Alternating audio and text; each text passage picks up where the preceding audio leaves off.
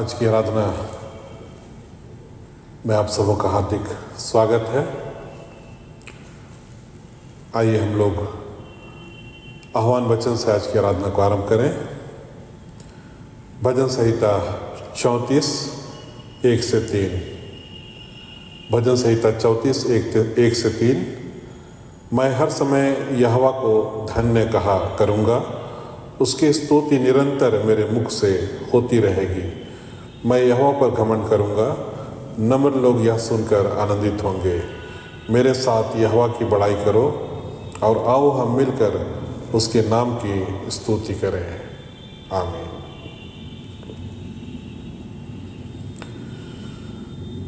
आइए हम लोग ईश्वर की स्तुति करते हुए हम लोग गाएं साक्षीवाणी गीत नंबर 178।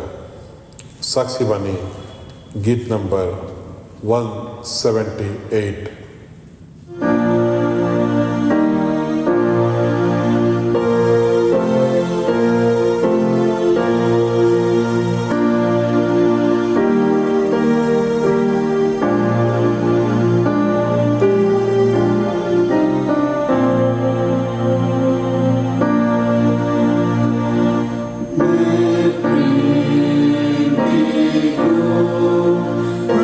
Precious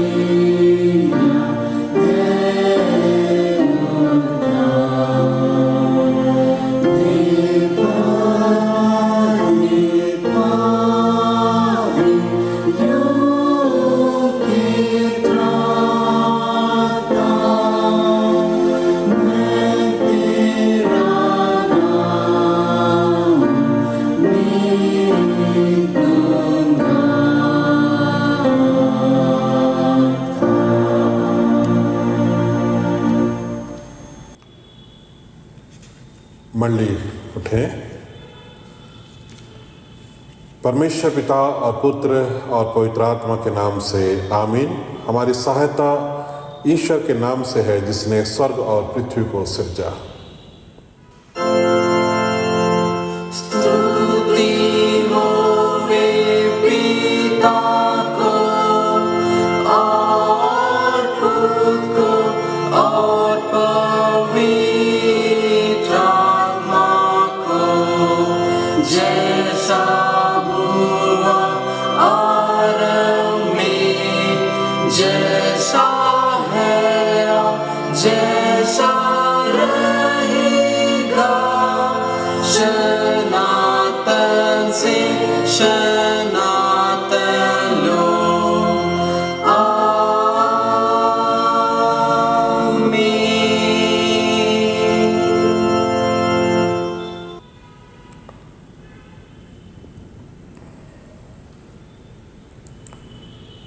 हम ईश्वर के सामने दीनताई के साथ अपने पापों को मान लें। हे सर्वशक्तिमान ईश्वर दयालु पिता, हम दीनताई से अपने सब पाप और अपराधों को तेरे सन्मुख मान लेते हैं। तू अपने प्रिय पुत्र हमारे प्रभु यीशु ख्रिस्ट के कारण हम पर दया दृष्टि कर और हमारे सब पापों को क्षमा कर। आमीन।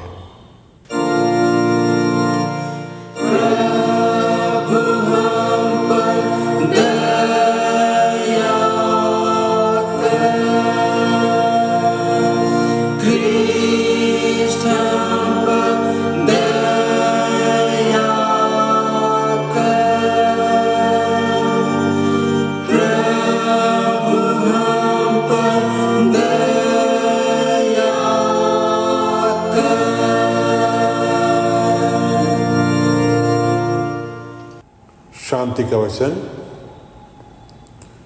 क्योंकि सबों ने पाप किया है और ईश्वर की प्रशंसा योग्य नहीं होते हैं, पर उसके अनुग्रह से उस उद्धार के द्वारा जो ख्रिस्ट में है संत बेंत धर्मी ठहराए जाते हैं। आमीन।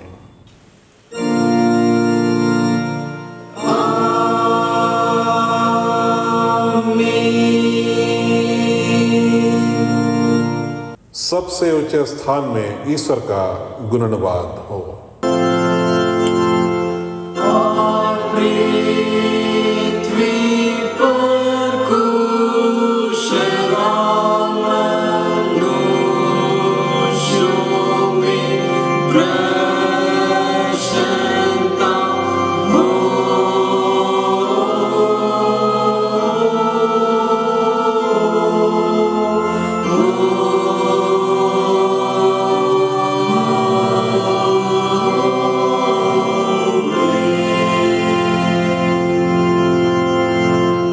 प्रभु तुम्हारे संग हो।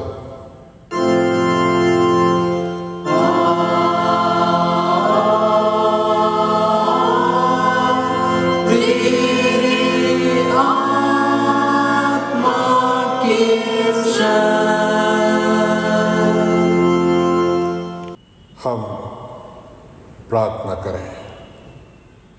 हे प्रिय प्रभु स्वर्गवासी पिता, हम तेरा धन्यवाद करते हैं कि तो अपनी कृपा से हमारा विनाश नहीं चाहता है, परंतु कि हम अपना मन तेरी ओर फिराएं और बच जाएं।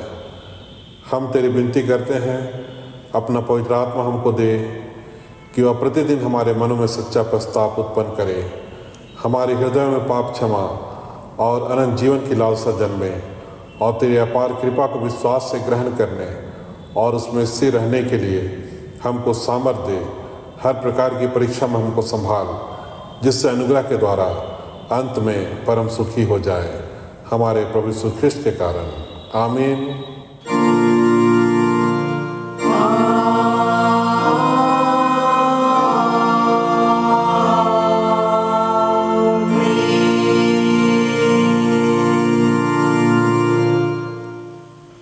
आज के लिए जो परमेश्वर का वचन पाठ के निमित्त ठहराया गया है वो हमें मिलता है रोमियो के नाम पौलुस प्रेरित की पत्री, उसका 8वां अध्याय, उसके पद 33 से लेकर आगे अंतिम 38वें पद तक। रोमियो 8:33 से 38। इसमें ईश्वर का वचन यूँ लिखा है, परमेश्वर के चुने हुओं के पर दोष कौन लगाएगा? परमेश्वर ही है जो उनको धर्मी ठहराने वाला है। फिर कौन है जो दंड की आज्ञा देगा? मसीही ही है जो मर गया और मुर्दों में से जी भी उठा और परमेश्वर के दाहिनी ओर है और हमारे लिए निवेदन भी करता है। कौन हमको मसीह के प्रेम से अलग करेगा? क्या क्लेश या संकट या उपद्रव या अकाल या नंगाई या जोखिम या तलवार? जैसा लिखा है, तेरे लिए हम दिन भर घात किए जाते हैं, हम बद होने वाली भेड़ों के समान गिने गए हैं। परंतु इन सब बातों में हम उसके द्वारा जिसने हमसे प्रेम किया है जयवंत से भी बढ़कर हैं।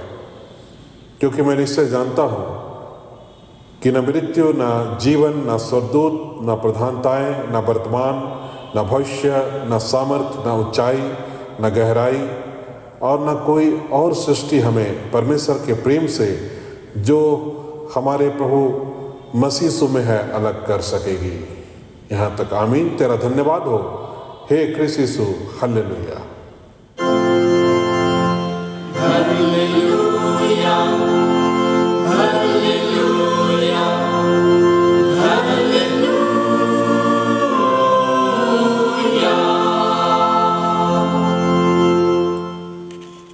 हम समस्त ख्रिस्तानी कलीसिया के संग अपना महापवित्र विश्वास मान लेके यूँ कहें, मैं विश्वास करता हूँ परमेश्वर पिता पर जो स्वर्ग और पृथ्वी का सब शक्तिमान सृजनहार है, और उसके इकलौते पुत्र अपने प्रभु यीशु ख्रिस्ट पर जो पवित्र आत्मा से गर्भ में आया, कुंवारी मरियम से उत्पन्न हुआ, पांतुस पिलातुस की आज्ञा से दुख उठाया, क्रूस पर चढ़ाया गया, मर गया और गाड़ा गया, पाताल में उतरा, तीसरे दिन मृतकों में से जी उठा, स्वर्ग पर चढ़ गया और परमेश्वर सर्वशक्तिमान पिता के दाहिने हाथ बैठा है, जहाँ से वह जीवितों और मृतकों का विचार करने को फिर आएगा। मैं विश्वास करता हूँ पवित्र आत्मा पर, एक ही पवित्र ख्रिस्तानी कलीसिया, पवित्रों की संगत पर, पापों की क्षमा, देह के जी उठने और अनंत जीवन पर। आमीन।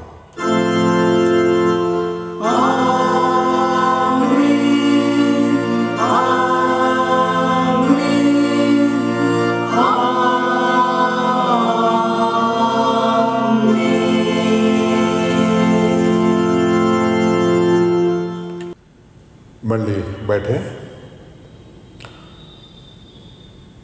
हम लोग आगे गाएंगे साक्षी वाणी गीत नंबर 112। साक्षी वाणी गीत नंबर 112। जन्म से पापी दुराचारा, धर्म विमुख ख्रिस्ट विरुद्ध, मैं तो हूँ पर ख्रिस्ट के द्वारा।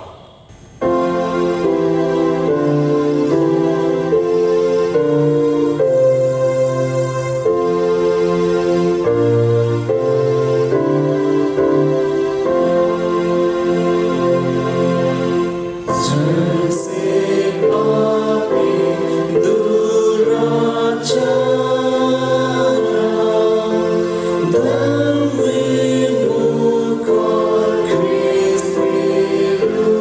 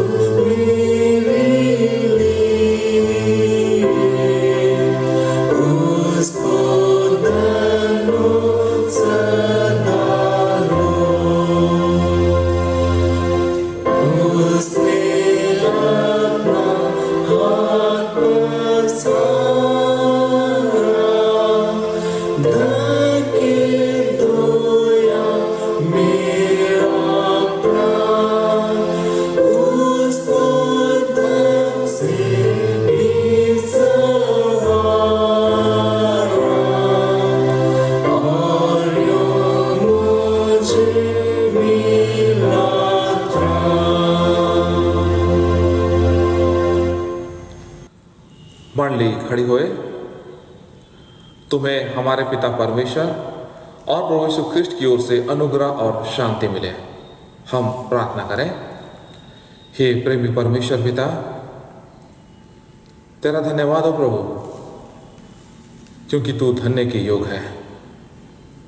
तूने बीते समय से लेकर अब तक हम सबों को संभाल कर रखा है, और इस घड़ी प्रभु जब हम तेरे वचन पर मनन करना चाहते हैं, हम तुझसे तेरी सहायता की आशा लगाए हैं।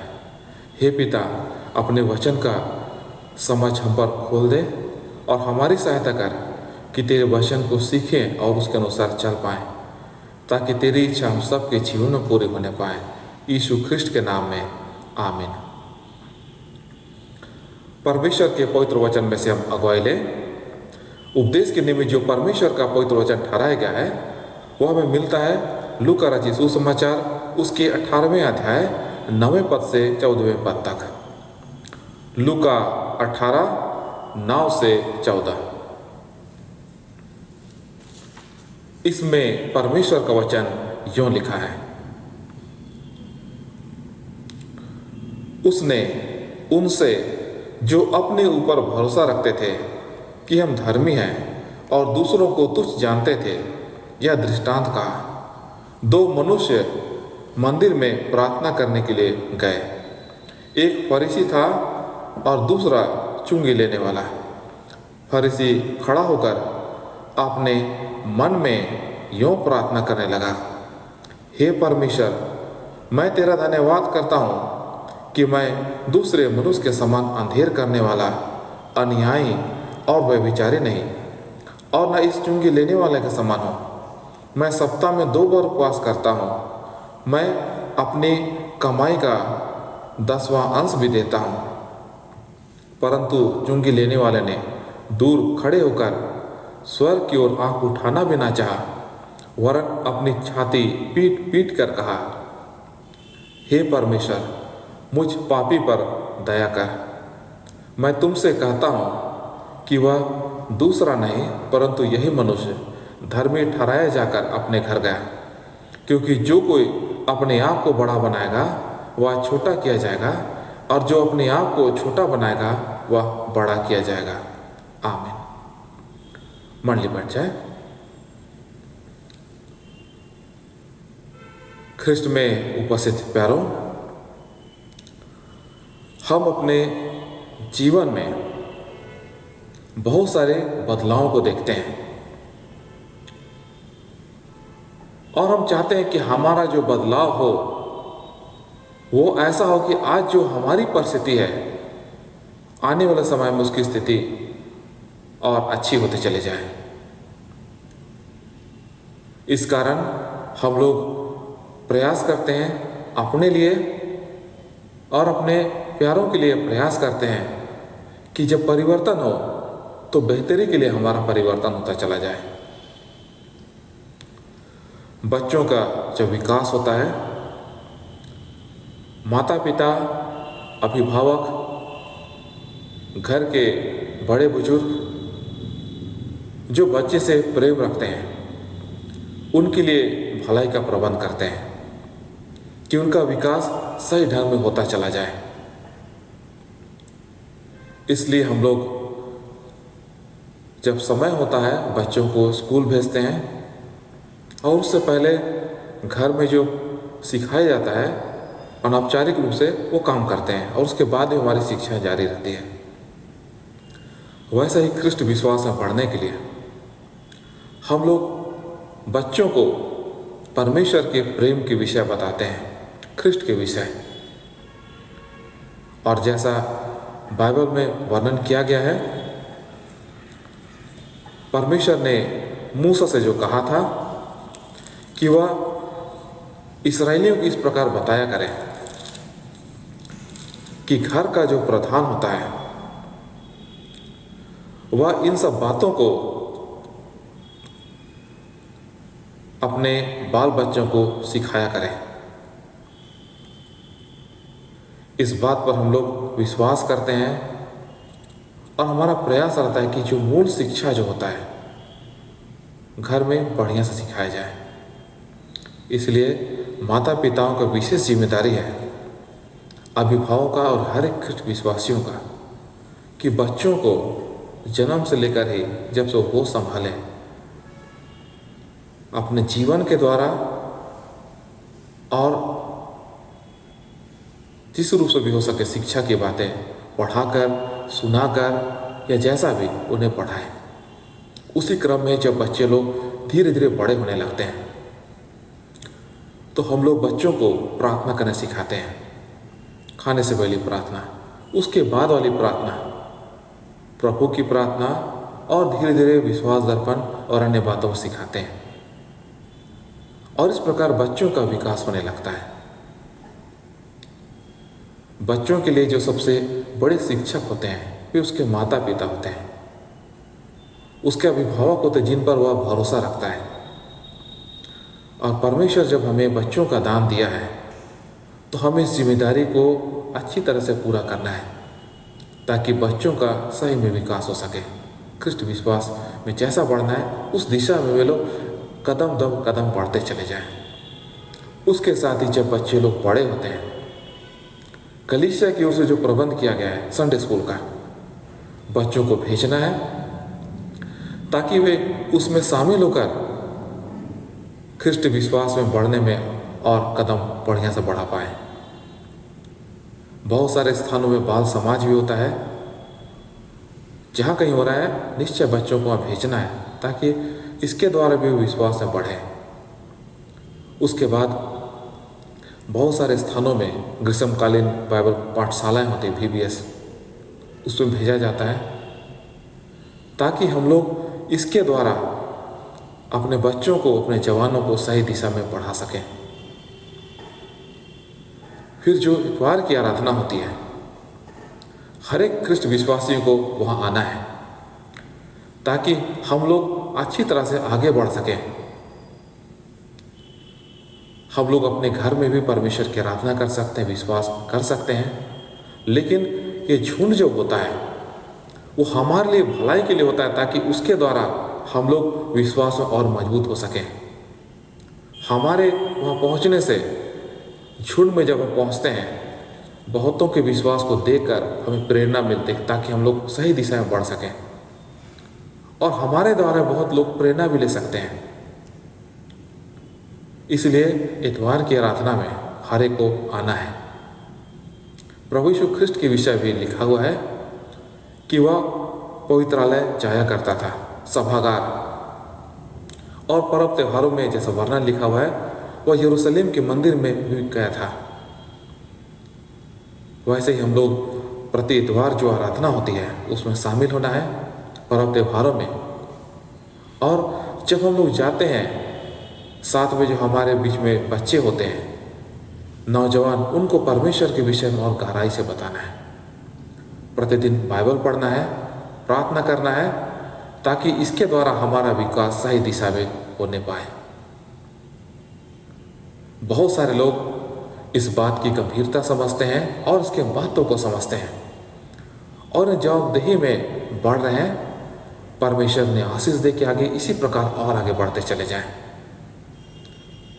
और जो सोचते हैं कि हमें भी ऐसा करना है, हर एक को प्रयास करना है, क्योंकि हमारी कलीसिया में गिरजा आराधना जो होती है, गिरजा घर जब हम आते हैं, उसमें हम लोग लूथरन कलीसिया में एक बात को पाते हैं कि क्रूस के सामने बाइबल रहता है और आराधना के समय में वह खोल दिया जाता है, या जहाँ पर संभव हो हमेशा खुला रहता है ताकि लोग उसे देखें और समझें कि बाइबल पढ़ना केवल पादरियों, प्रचारक या किसी व्यक्ति विशेष तक सीमित नहीं, परंतु हर एक ख्रिस्ट विश्वासी पढ़े। और प्रार्थना भी हमें निरंतर करना है ताकि हम लोग उसमें बढ़ते चले जाएं। हम लोग जब बच्चों के पास जाते हैं किसी के घर में, या यदि हमारे घर में बच्चे हैं, कोई लोग देखने आते हैं, हम लोग बच्चों को सामने लाते हैं, हम लोग या के सामने बच्चे लाए जाते हैं। अक्सर माता पिता अभिभावक उससे कुछ कारनामों को बताया करते हैं। उदाहरण के लिए, अगर बच्चा स्कूल जाना शुरू किया या फिर करने वाला है, कुछ पोइट्री या दोहा याद कर लिया तो बड़ों के सामने बताया जाता है कि ऐसा बोलता है और वो बुलवाया जाता है। ये स्थिति अगर 5 साल बाद रहे या 10 साल के बाद कोई आकर देखे, पूछे, तो देखिए यह बच्चा जो उस समय इतना बोलता था आज 5 साल का हो गया, 10 साल का वही बोल रहा है, तो हम लोग समझें कि नहीं, कुछ तो गड़बड़ी है, कि जिस प्रकार इसका विकास होना चाहिए वह नहीं हो पा रहा है। उसी प्रकार आत्मिक जीवन में भी बहुत सारे माता पिता और अभिभावक बच्चों को नेव सही डालते हैं, लेकिन समय समय पर जिस रूप से बदलाव होना चाहिए बच्चों में, जो भी कारण हो, लेकिन बहुत बार उतना नहीं हो पाता है। इस्राएलियों के जीवन पर भी वैसा ही था। नेव तो सही डाला गया था, लेकिन बहुतों के जीवन पर कुछ त्रुटियां पाई जा रही थी। तो ये स्वाभाविक का मनुष्य है, और परमेश्वर जो हमारा पिता है हमारे लिए प्रबंध करता है, इस्राएलियों के लिए किया और आज भी कर रहा है कि हम लोग सही दिशा में बढ़ पाए। इफिसियों उसके 4 अध्याय में ऐसा वर्णन किया गया है हमारे विकास के विषय में, कि हमारा विकास का जो लक्ष्य है वह यह है कि हम लोग ख्रिस्ट के पहचान में अंश अंश करके बढ़ते चले जाएं। इफिसियों 4:13 में लिखा है, जब तक कि हम सब का विश्वास परमेश्वर के पुत्र की पहचान में एक ना हो जाए और एक सिद्ध मनुष्य ना बन जाए और मसीह के पूरे डिलडौल तक ना बढ़ जाए। परमेश्वर का लक्ष्य यही है कि हम लोग परमेश्वर को पहचाने, ख्रिस्ट को पहचाने। तो वैसे ही जो प्रार्थना करते हैं, माता पिता बच्चों को सिखाया करते हैं प्रभु की प्रार्थना, खाने वाली प्रार्थना। अधिकांश बच्चे लोग जब बड़े हो जाते हैं, और हो गए हम लोग, नहीं भूले हैं, उसके साथ और भी सिखाया जाता है। जैसा अगर परीक्षा आ रही है तो उससे पहले प्रार्थना करना है, या फिर आगे और कहा जाए यात्रा में जा रहे हो, बाहर निकल रहे हो तो विनती करके जाओ, सुबह प्रार्थना करो, उठ के सोने से पहले प्रार्थना करो। बहुत सारे सीखे हैं और आगे बढ़ रहे हैं, परंतु हमें इसे और आगे बढ़ना है। प्रभु यीशु ख्रिस्ट ने जब चेलों को सिखाया प्रार्थना करने, वह अपने जीवन के द्वारा उन्हें उदाहरण दिया। वे यीशु को प्रार्थना करते हुए देखते थे और यह भी अनुभव किया कि वह बहुत बार उनसे अलग होकर एकांत में प्रार्थना के लिए चला गया। एक बार चेलों ने यीशु से पूछा, जैसा यूहन्ना बपतिस्मा दाता ने प्रार्थना करना सिखाया अपने चेलों को, वैसा तू भी हमें सिखा। और यीशु ने उन्हें सिखाया। पहले जो प्रार्थना उन्हें बताया, जिसको हम आज प्रभु की प्रार्थना के नाम से जानते हैं, उसको बताया। वह उनकी शिक्षा का एक और अंतिम भाग नहीं था, परंतु उसके आगे भी वह बहुत सारी बातों को उन्हें सिखाया। इसलिए बाइबल में लिखा हुआ है, प्रेरितों के काम में, जब प्रभु यीशु मसीह स्वर्ग पर उठा लिया गया, उससे पहले यीशु ने कहा, तुम यरूशलेम को मत छोड़ना, परंतु उस प्रतिज्ञा की बाट जोड़ना, अर्थात पवित्र आत्मा की। यीशु ने चेलों को इतना ही कहा था। वे प्रतीक्षा कर रहे थे, लेकिन क्या लिखा हुआ है, वे प्रार्थना कर रहे थे, लाव लगाकर प्रार्थना कर रहे थे। यीशु ने उन्हें प्रार्थना करना सिखाया और वे उस दिशा में और आगे बढ़ते चले गए। वैसे ही जब हमारे माता पिता, धर्म माता पिता, अभिभावक, संडे स्कूल के शिक्षक, समाज के शिक्षक, कलीसिया के प्रचारक, पादरी और जो भी अगुए हों, जो सिखाया, हमें उसको धन्यवाद देना परमेश्वर के, उन्होंने हमें यह सिखाया। अब हमारी जिम्मेदारी है कि हम लोग आगे और बढ़ते चले जाएं, ताकि हमारा जैसा विश्वास बढ़ना है उस प्रकार हम लोग बढ़ते चले जाएं। मसीह में प्यारों, आज के उपदेश वचन में प्रभु यीशु मसीह ने एक दृष्टांत का वर्णन किया है। इसमें लिखा हुआ है यीशु ने उन लोगों से कहा जो अपने आप को धर्मी मानते हैं और दूसरों को तुच्छ जानते हैं। यीशु ने बताया कि दो मनुष्य प्रार्थना करने पहुंचे थे, एक फरीसी था और दूसरा चुंगी लेने वाला। फरीसी ने प्रार्थना किया, और ध्यान देने की बात है कि वह मन में प्रार्थना किया। वह अपने मुंह के द्वारा, अपने बाहरी व्यवहार के द्वारा किसी को ठेस नहीं पहुंचाया था, लेकिन मन में एक विचार रखा। और क्या विचार रखा? जिसे 11वें पद से लिखा हुआ है, फरीसी खड़ा होकर अपने मन में यूं प्रार्थना करने लगा, हे परमेश्वर, मैं तेरा धन्यवाद करता हूं कि मैं दूसरे मनुष्य के समान नहीं, अंधेर करने वाला, अन्यायी और व्यभिचारी नहीं, और नहीं चुंगी लेने वाला के समान हूं।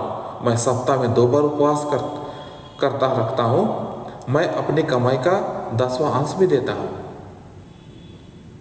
वह मन में प्रार्थना किया। एक दूसरा व्यक्ति था जो खुलकर प्रार्थना किया। चुंगी लेने वाला छाती पीट कर कहा, हे परमेश्वर, मुझ पापी पर दया कर। प्रभु यीशु मसीह उस चुंगी लेने वाले के विषय तो सुना, बताया, फरीसी के विषय में चर्चा किया। अगर यह वास्तव में सच्ची घटना हुई होगी जिसे यीशु ने दृष्टांत के रूप में भी प्रकट किया, तो फरीसी के सामने जाकर उसका ठट्ठा नहीं उड़ाया कि मैं तुम्हारे मन का विचार जानता हूं, तुम गलत किए बोलकर, लेकिन एक उदाहरण दिया कि हमें ऐसी प्रार्थना नहीं करना है। हमारा विचार सही दिशा में होना चाहिए, क्योंकि परमेश्वर चाहता है कि हम लोग को जैसा विकास होना है, विश्वास में बढ़ना है, उस दिशा में बढ़ते चले जाएं।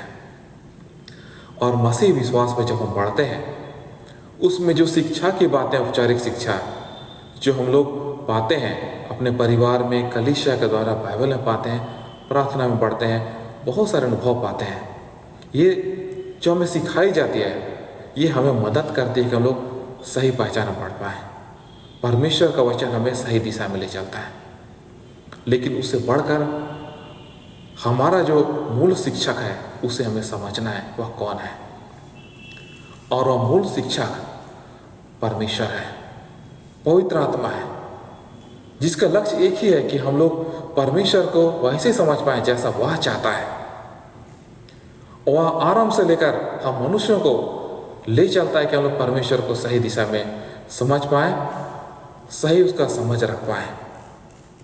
इस्राएल के लोग बहुत बार जब भटक रहे थे, परमेश्वर ने नबियों को उभारा, अपने आत्मा स्पर्श किया, अपने आत्मा से परिपूर्ण किया और अपनी इच्छा प्रकट किया कि तुम्हें इस दिशा में बढ़ना है, तुम्हें ये करना है, वो नहीं करना है। परमेश्वर भी हमसे यही चाहता है।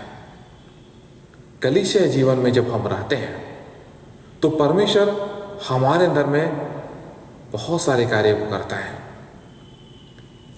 और उसमें से जो एक लक्ष्य होता है वह है कि हम ख्रिस्ट के स्वभाव में बढ़ें। मत्ती 22वां अध्याय में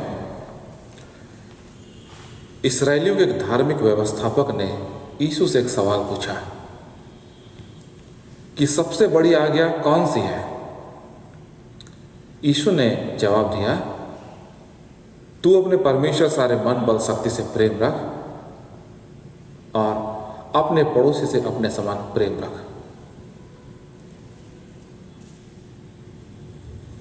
ये परमेश्वर ने बताया ख्रिस्ट के मुख से द्वारा, और परमेश्वर चाहता है कि हर एक कोई, हर एक यीशु का अनुयायी, हर एक ख्रिस्ट विश्वासियों इसको माने और इसके अनुसार अपना जीवन व्यतीत करें। प्रेरितों का 9वां अध्याय में लिखा हुआ है पौलुस के विषय में कि किस प्रकार वह दमिश्क के मार्ग पर जा रहा था और उसमें उसने कुछ अनुभव पाया कि उसने यीशु का आवाज़ सुना, उसकी रोशनी देखी, और हम लोग जैसा 9वां अध्याय में पाएंगे प्रेरितों काम में कि लोग उसे उसके बाद उठाकर ले गए। पकड़कर, क्योंकि वह देख नहीं पा रहा था, वह अंधा हो चुका था। ऐसे समय में पौलुस ने अपने मध्य में हनन्याह नाम का एक मनुष्य को पाया, जिसे यीशु ने भेजा था। वह पौलुस के पास आकर कहता है, हे भाई साउल, यीशु जिसको तूने देखा था मार्ग पर, उसने मुझे भेजा कि तू चंगा हो जाए। और जब उसने इसकी घोषणा की तो पौलुस की आंख खुल गई, वह देखने लगा। पौलुस जो अंधा हो चुका था, यीशु ने उसे चंगा किया एक मनुष्य को भेजकर।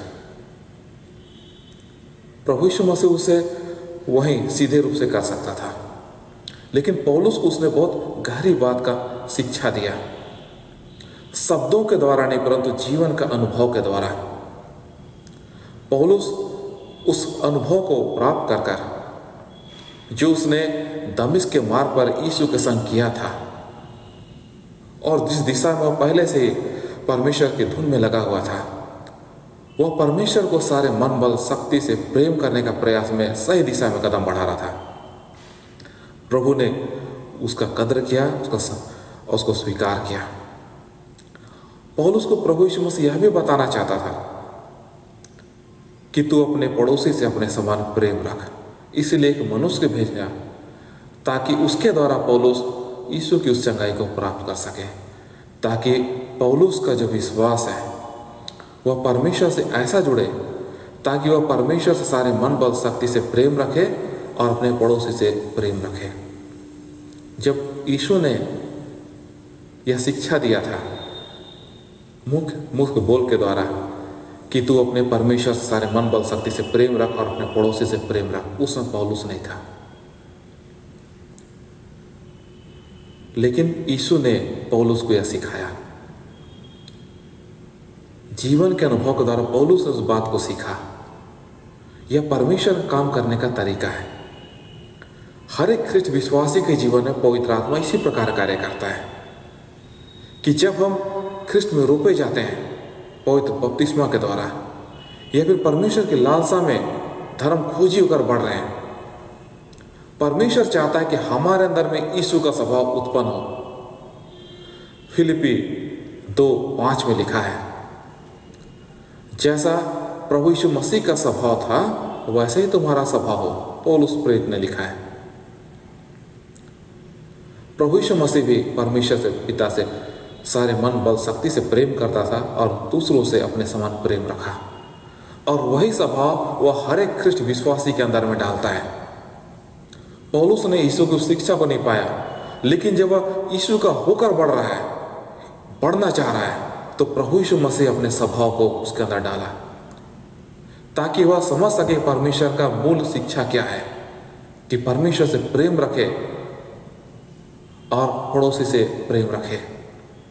पवित्र आत्मा यह कार्य हर एक ख्रिस्ट विश्वासी के जीवन पर करता है, हम सबके जीवन में कार्य करता है, ताकि इसमें हम लोग बढ़ते चले जाएं। बाइबल जो हम लोग पढ़ते हैं, प्रार्थना करते हैं, घर में बाइबल की शिक्षा, एक ख्रिस्ट विश्वास की शिक्षा दी जाती है, जो बाल समाज में, संडे स्कूल में, गिरजा में, उसका लक्ष्य एक ही होता है कि हम इस दिशा में बढ़ पाए। परंतु यदि कोई व्यक्ति कहे कि मैं तो बाइबल पढ़ता हूँ, रोज पढ़ता हूँ या पूरा खत्म कर दिया हूँ, लेकिन अगर इस बात में चूक जाए तो यही जानना है कि हम लोग मूल लक्ष्य से भटक रहे हैं। क्योंकि फिलिपी 2:5 में तो साफ लिखा है, जैसा यीशु का स्वभाव था वैसे ही तुम्हारा स्वभाव हो। परमेश्वर जब हमारे जीवन को देखता है, हर एक ख्रिस्ट विश्वासी के जीवन पर हमें देखता है, हम जैसा हैं सो हैं, लेकिन हमारे अंदर एक विशेष चीज को देखना चाहता है। उसको देखना चाहता है वह जिसे वो बहुत प्यार करता है, वो अपने बेटे यीशु को देखना चाहता है, और वह चाहता है कि हर एक ख्रिस्ट विश्वासी ख्रिस्ट के दिल डॉल में प्रतिदिन बढ़ता चला जाए। पवित्र आत्मा का कार्य यह होता है, जैसे हम लोग दृढ़ीकरण की शिक्षा में पाते हैं, कैटेकिज्म में पाते हैं, उसको टीका में विस्तार से पाते हैं, कि प्रतिदिन हमारा पुराना स्वभाव घटता चला जाए और नया स्वभाव उत्पन्न हो जो ख्रिस्ट के दिल डौल के अनुसार हो। बाइबल के वचन में जो प्रकट है उसी को हम लोग पाते हैं कि परमेश्वर चाहता है कि उसके प्रेम को हम लोग गहराई से अनुभव करें और बढ़ते चले जाएं। उसी से जुड़ा हुआ दया भी आता है। प्रेम और दया ये अलग अलग बातें नहीं, परंतु अंदर इस प्रकार जुड़ाव है कि हम लोग दोनों को अलग करके समझ नहीं सकते हैं। जिस प्रकार पड़ोसी से के प्रति प्रेम को परमेश्वर ने पौलुस को सिखाया और हमारे जीवन को भी सिखाया, दया के विषय भी हमें सिखाता है। अब हम लोग अपने जीवन को अगर देखें, बहुत बार हम लोग अपने जीवन में पाते हैं कि हम जब बीमार होते हैं या किसी आवश्यकताग्रस्त में रहते हैं, विशेषकर बीमार या कमजोरी की अवस्था में, हम लोग को परमेश्वर बहुतों को अनुभव दिया है, किसी को कम किसी को ज़्यादा, लेकिन होता है। हम प्रार्थना किए हैं और हम लोग पाते हैं कि हम चंगाई प्राप्त कर लिए या फिर उस समस्या से छुटकारा प्राप्त कर लिए।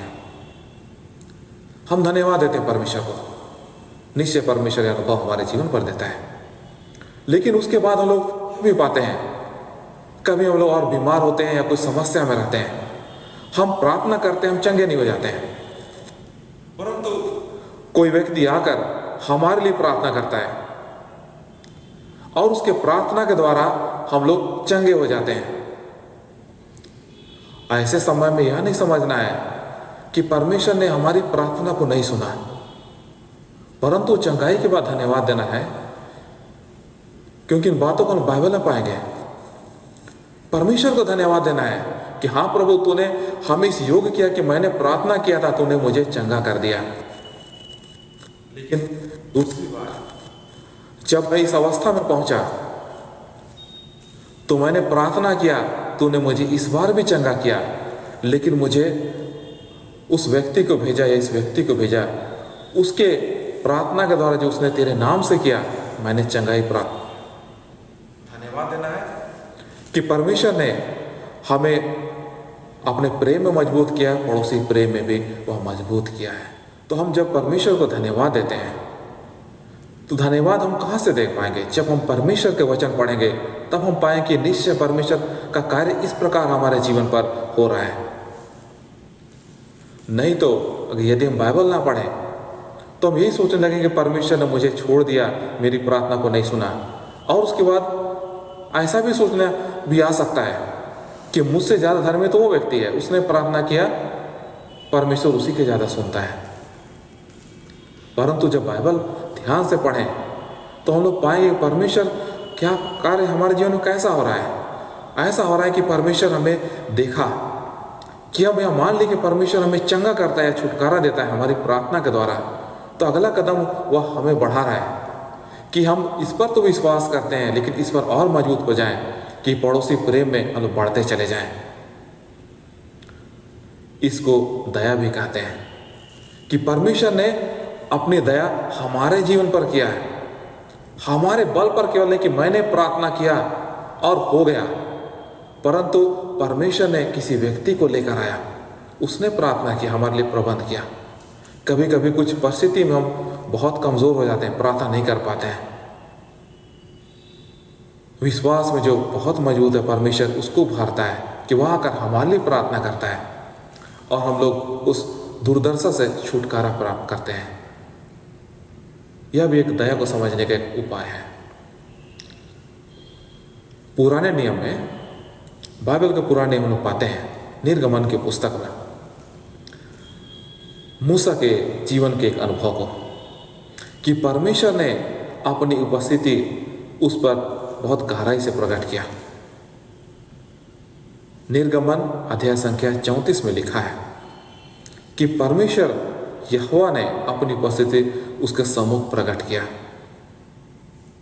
मूसा ने जो कुछ अनुभव किया उसमें से कुछ कुछ बातों को उसने लिखा है और उसने एक बात जो लिखा है उसको हम लोग सुने। ऐसा लिखा है, जब परमेश्वर की उपस्थिति उसके सम्मुख से होकर गुजर रही थी और मूसा जो दूर से पत्थरों के पीछे, चट्टान के पीछे जो था वहां से सुन रहा था, उसने यह सुना। निर्गमन 34:4, 6 में लिखा है, यहोवा उसके सामने होकर यूं प्रचार करता हुआ चला, यहोवा यहोवा ईश्वर दयालु और अनुग्रहकारी, कोप करने में धीरजवंत और अति करुणामय और सत्य। आगे लिखा है, हजारों पीढ़ियों तक निरंतर करुणा करने वाला, इत्यादि। परमेश्वर ने अपनी उपस्थिति को प्रकट किया कि परमेश्वर अनुग्रहकारी है अर्थात दयालु है। तो परमेश्वर जब अपने स्वभाव को शब्द के द्वारा बताया तो इसका यह अर्थ नहीं कि बोलकर चुप हो गया, परंतु अपने जीवन के द्वारा मूसा को यह अनुभव दिया कि निश्चय परमेश्वर दयालु है, और वैसे ही इसराइलियों के जीवन पर प्रकट कर रहा है और हर एक ख्रिस्ट विश्वासियों के जीवन पर, कि हम लोग जीवन में अनुभव कर पाए कि परमेश्वर दयालु कृपालु है। दूसरा उदाहरण देखें, प्रार्थना के विषय।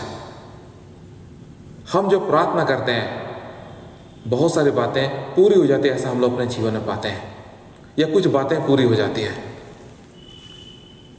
और कभी कभी हम लोग बताते हैं किसी को कि ऐसी परिस्थिति थी और हमने प्रार्थना किया और परमेश्वर ने हमारी प्रार्थना सुन ली और ऐसा कर दिया। लेकिन कभी कभी हर एक कोई अनुभव करते हैं, बहुत बार हमारे जीवन में कुछ आवश्यकताएं थी, या हमें चीज बात की बहुत अनिवार्य ऐसा अनुभव या चाहिए था जो कि हम लोग सोच भी नहीं पा रहे थे, लेकिन बिना प्रार्थना के परमेश्वर ने उसका प्रबंध कर दिया। तो इसमें घमंड की बात कहाँ रही कि हमने प्रार्थना किया और वह पूरा हो गया। हमारे बिना प्रार्थना के द्वारा ही वह पूरा हो सकता है। परमेश्वर ये भी अनुभव देता है, इसी को दया कहते हैं। परमेश्वर दया का अनुभव हर एक मसीह के जीवन पर देता है और बढ़ाता है। तो जब हम लोग ख्रिस्ट विश्वास में जन्म से लेकर आगे बढ़ते हैं, बाइबल पढ़ते हैं, प्रार्थना करते हैं, उसका लक्ष्य एक ही होता है कि हम लोग परमेश्वर की दया को अपने जीवन पर अनुभव करें। उसकी दया को बहुत ही गहराई से अनुभव करने का जो उपाय है वह है पश्चाताप के विषय में। पश्चाताप परमेश्वर का अद्भुत दान है जो कि परमेश्वर ने हर एक ख्रिस्ट विश्वासी को सेंध दे दिया है। जो ख्रिस्ट विश्वासी के नहीं है, जो मसीह नहीं, क्रिश्चियन नहीं है, मसीहियों के विषय या क्रिश्चियनों के विषय बहुत सारे विचार रखते हैं कि ये क्रिश्चियन क्यों हुए। जो भी किसी के द्वारा जो भी विचारधारा दी जाती है वे सुनते हैं, सोचते हैं कि पता नहीं है या नहीं है, अलग अलग विचार रखते हैं।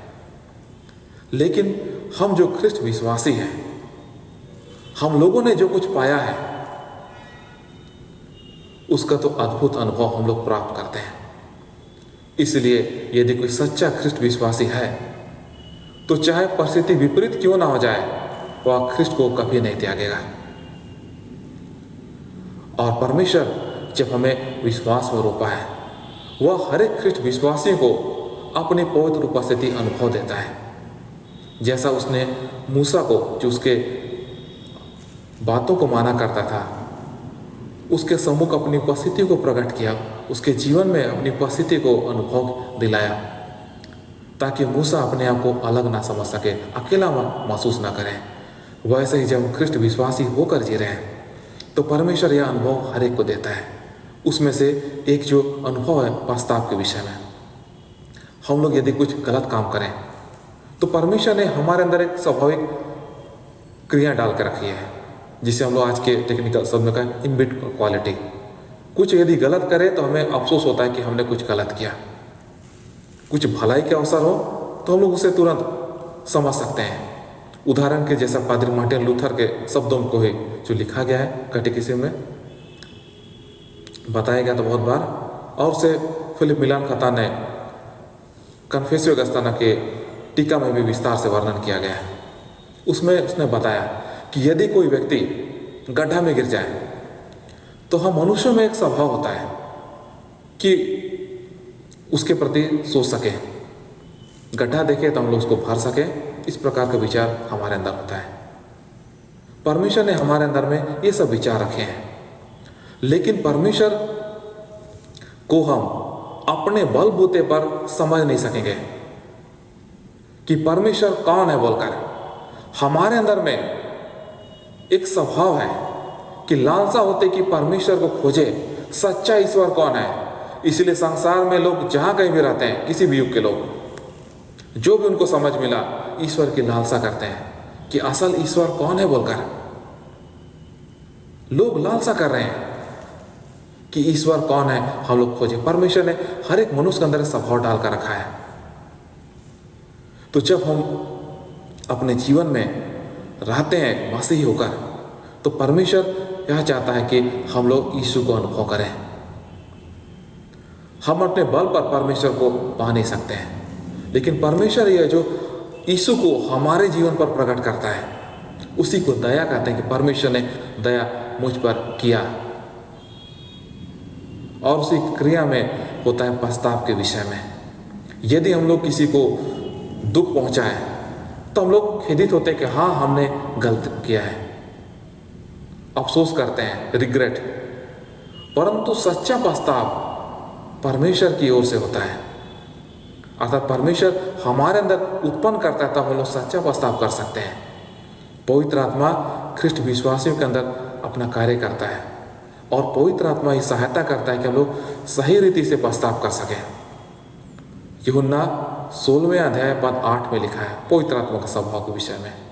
यीशु ने कहा वह पाप के विषय बताएगा, धार्मिकता के विषय, न्याय के विषय बताएगा। पवित्र आत्मा का एक विशेष कार्य है कि पाप के विषय बताएगा। हर एक ख्रिस्ट विश्वासी को परमेश्वर ने यह दान दिया है कि हम पछताव करें।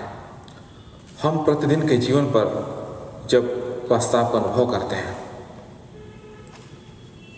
परमेश्वर का अनुग्रह जो होता है वह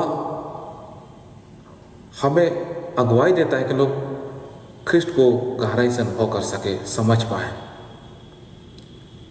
यह जो पछताव होता है, विशेष पछताव जो कहते हैं, परमेश्वर हर एक ख्रिस्ट विश्वासी को यह अनुभव दिया है। कभी कभी हम लोग प्रार्थना करने बैठे हैं, परमेश्वर यह अनुभव दिया है। कभी बाइबल पढ़ रहे हैं, उसमें यह अनुभव देता है। कभी चलते हुए, कभी लेटते हुए या किसी व्यवस्था में अनुभव देता है कि हम लोग अपने मन में अनुभव करते हैं परमेश्वर हमसे अपने प्रेम से बातें कर रहा है, उसके प्रेम को पाते हैं। और यदि हम लोग किसी बात पर चूक रहे हैं तो उसके विषय ले चलता है कि हम लोग पछताव कर सकें। बहुत बार हम लोग फूट फूट कर भी इस अनुभव में रोए हैं। और मुझे ख्रिस्ट में निश्चय है कि हर एक ख्रिस्ट विश्वासी को परमेश्वर यह अनुभव जीवन में कम से कम एक बार देता है। और हम लोग अगर ईमानदारी से अपने जीवन को देखें तो हम लोग एक बार क्या बहुत बहुत बार पाए हैं। सबका अनुभव होता है, लेकिन परमेश्वर यह देता है। और इसमें परमेश्वर की दया को हम लोग पाते हैं। पछताव के विषय में परमेश्वर ऐसा भी अनुभव दिया है कि हम लोग के मध्य में परिवार हो सकता है, पड़ोसी या फिर आसपास के जो भी माहौल में रहते हैं, किसी ने कुछ गलत कार्य किया है और उसके बाद लोग उसको ठट्ठो मुड़ा रहे हैं या फिर उसके विषय चर्चा कर रहे हैं, तो अंदर में एक आवाज़ आती है परमेश्वर की ओर से हमारे अंदर में कि हमारी अवस्था को बताते हुए कि उसने तो वो काम किया है, लेकिन उससे बुरे तो हम लोग हैं। ये और बात है कि लोग जान नहीं रहे हैं।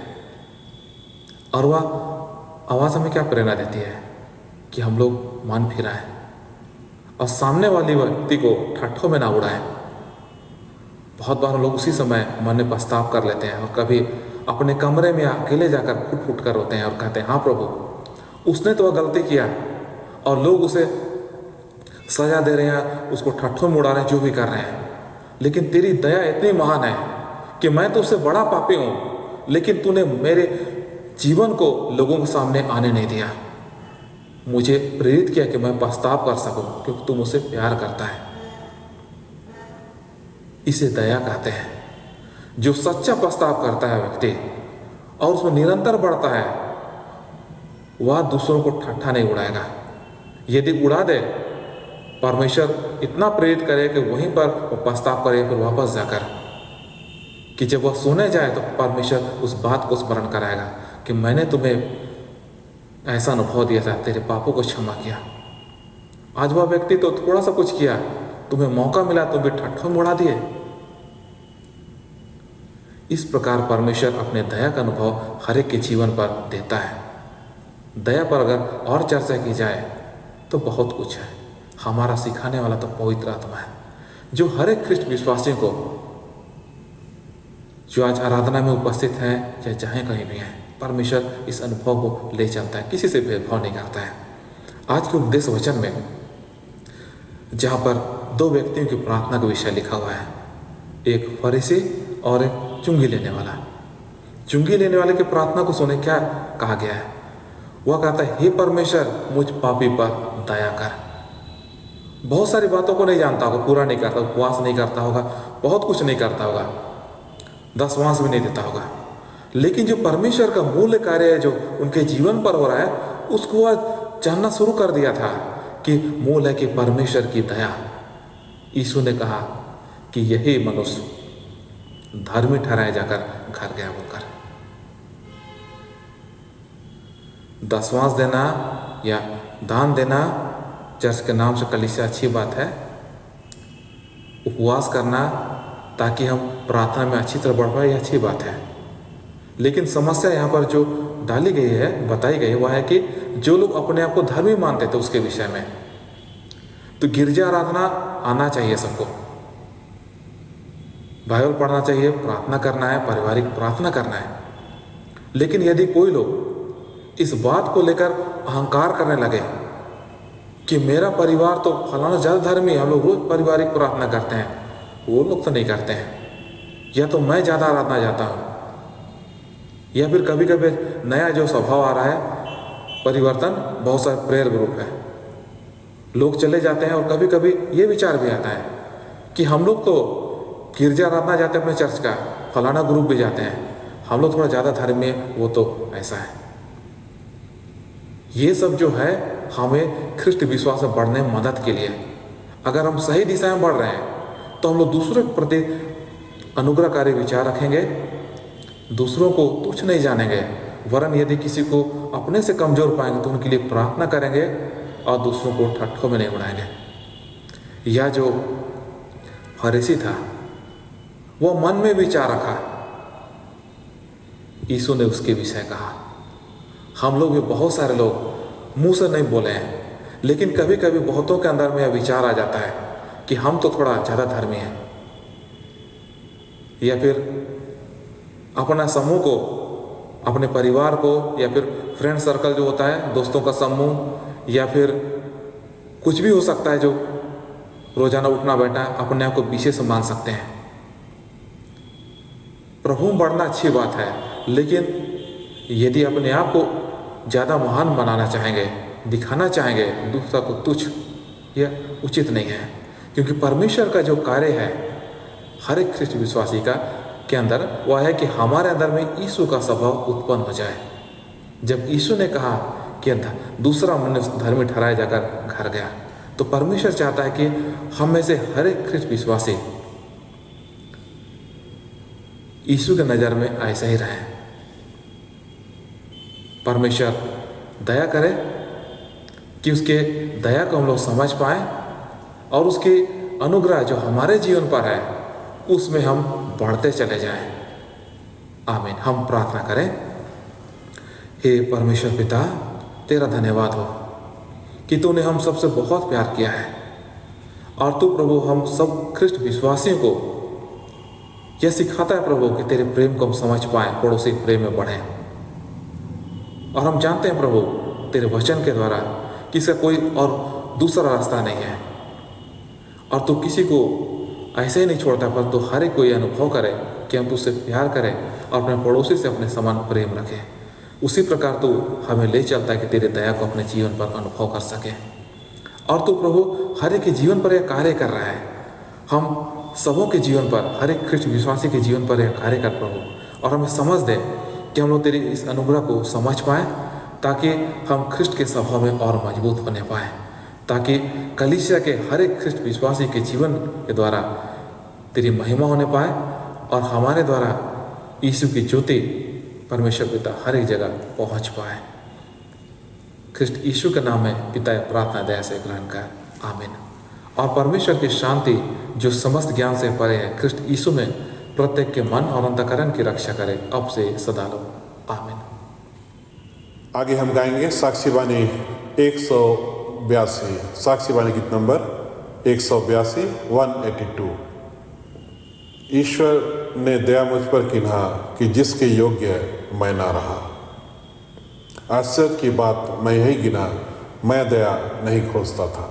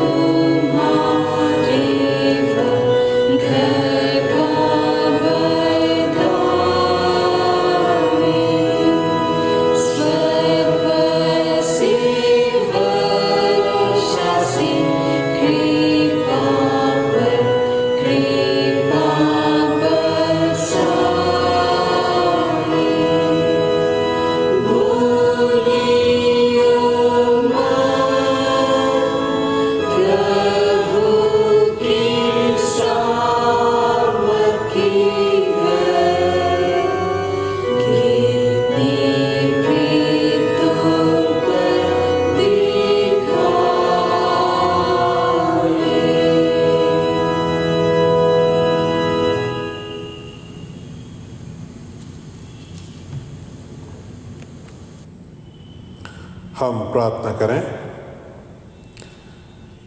हे प्रभु परमेश्वर स्वर्गवासी पिता, हम तेरी विनती करते हैं अपनी ख्रिस्तानी कलीसिया और उसके सारे सेवकों की अगुवाई कर कि वे तेरे वचन के निर्मल उपदेश में ठहरे, जिससे सच विश्वास और प्रेम हमें बढ़े और गिराया जाए।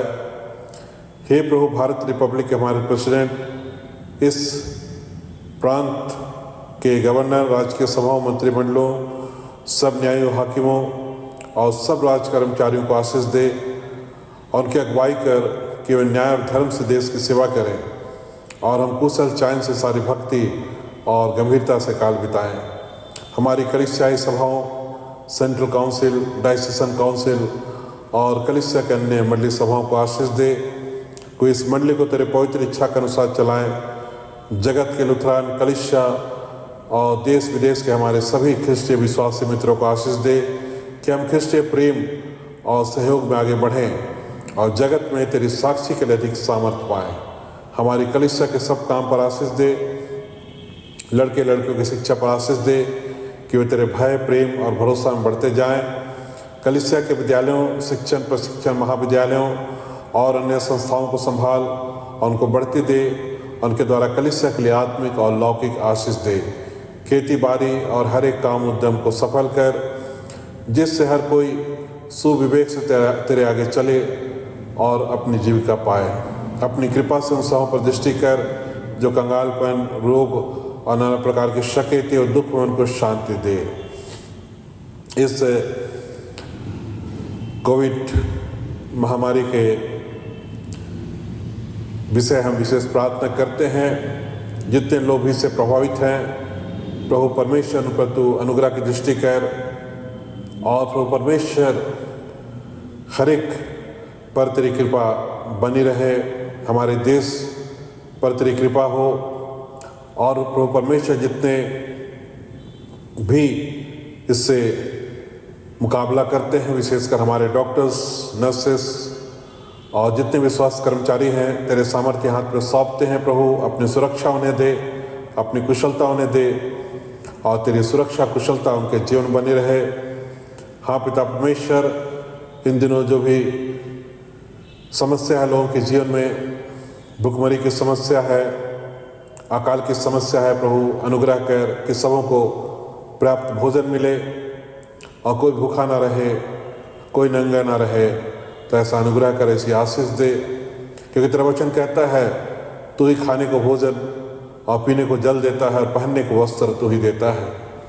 हाँ पिता परमेश्वर, हम तेरे सामर्थ्य हाथ में हर एक बातों को सौंपते हैं। हमारी कलीसिया के सब भाई बहनों की रक्षा कर जो दूसरे देशों में चले गए हैं, कि वे सब जोखिम और परीक्षाओं में विश्वासी ठहरे। हम उनके लिए तेरी विनती करते हैं जो मंडली से निकाले गए, वो उलट उन पर दया कर कि वे सच्चे प्रस्ताव से तेरी ओर फिरें। हम धन्यवाद देते हैं उन परिवारों के साथ जहाँ तूने बालक बालिकाओं का दान दिया है। प्रभु परमेश्वर, हाँ पिता, तो माता और परिवार को, बच्चे को, पिता को, सबों को अपनी सुरक्षा में रख, अपनी कुशलता में रख और निश्चय ही प्रभु अनुग्रह कर कि वे तेरे धन्यवादी बने रहें। हाँ पिता परमेश्वर, हम धन्यवाद देते हैं, तूने बहुतों को चंगा किया है, बीमारियों से छुटकारा दिया है, हम धन्यवाद देते हैं।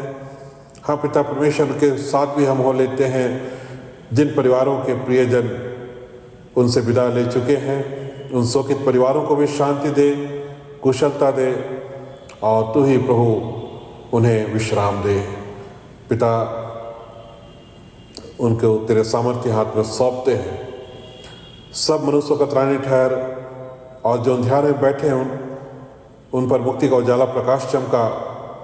हमको अपस्ताप मृत्यु से बचा और अंत में अपने प्रिय पुत्र हमारे प्रभु यीशु ख्रिस्ट के द्वारा स्वर्ग राज में ग्रहण कर। हे हमारे पिता, तू जो स्वर्ग में है, तेरा नाम पवित्र किया जाए, तेरा राज आए, तेरी इच्छा जैसे स्वर्ग में वैसे पृथ्वी पर भी हो। हमारी प्रतिदिन की रोटी आज हमको दे और हमारे अपराधों को क्षमा कर जैसे हम भी अपने अपराधियों को क्षमा करते हैं, और हमको परीक्षा मत डाल परंतु बुरे से छुड़ा, क्योंकि राज और पराक्रम महात्म सदा तेरी है। आमीन।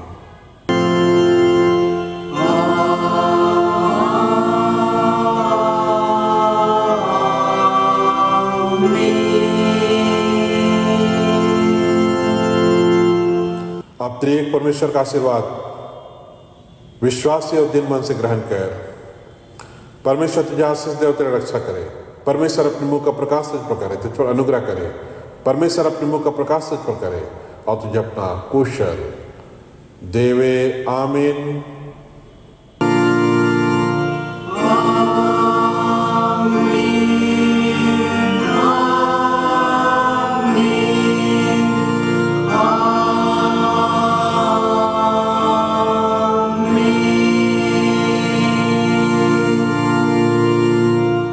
यीशु सहाय।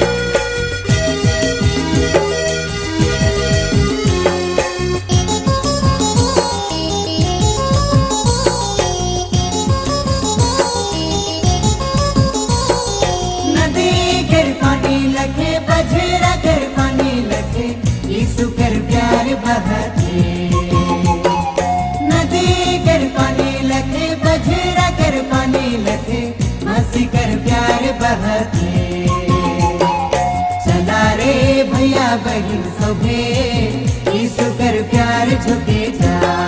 चला रे आयो याबा सोभे मसीह कर प्यार झुके जा। नदी कर पानी लखे बजरा कर पानी लखे यीशु कर प्यार बहके। नदी कर पानी लखे बजरा कर पानी लखे मसीह कर प्यार बहके।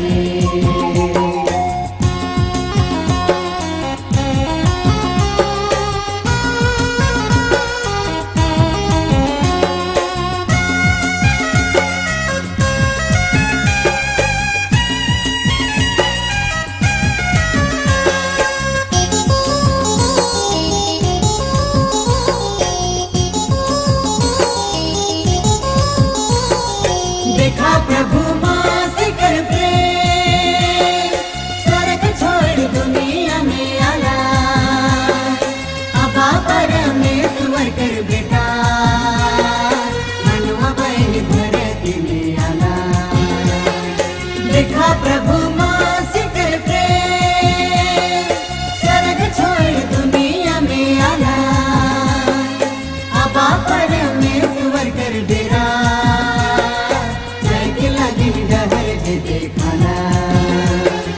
चला रे भैया बहिन सोभे यीशु कर प्यार झुके जा। चला रे आयो याबा सोभे मसीह कर प्यार झुके जा। नदी कर पानी लखे बजरा कर पानी लखे यीशु कर प्यार बहके। नदी कर पानी लखे बजरा कर पानी लखे मसीह कर प्यार बहके।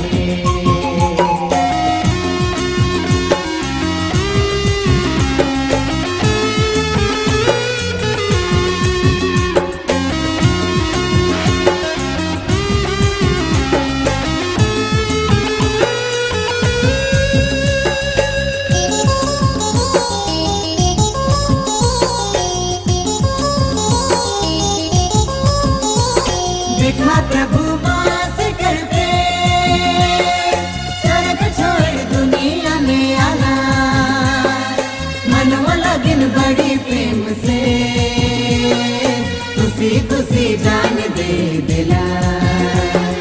देखा प्रभु माँ से कर प्रेम, स्वर्ग छोड़ दुनिया में आला। अबा परमेश्वर कर डेरा,